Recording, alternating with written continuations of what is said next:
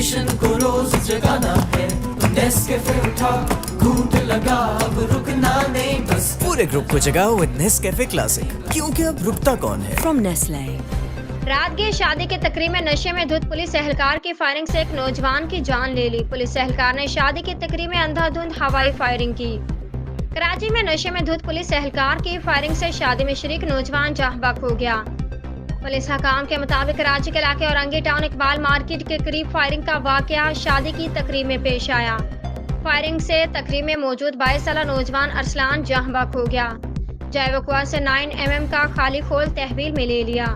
मकतूल अपने दोस्त के साथ मुश्तरका दोस्त की शादी में शिरकत के लिए गया था। शादी की तकरीब में पाकिस्तान बाजार थाने का एहलकार काशिफ भी आया था। काशिफ नशे में था, जिसने अपने पिस्तौल से अंधाधुंध हवाई फायरिंग की, जिसके नतीजे में अरसलान मौका पर ही जाँ-बहक हो गया।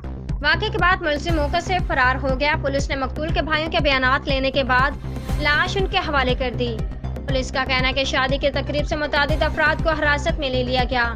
काशिफ की गिरफ्तारी के लिए पाकिस्तान बाजार थाने से राब्ता किया, जबकि इसके घर पर भी छापा मारा गया, ताहम गिरफ्तारी अमल में नहीं आई।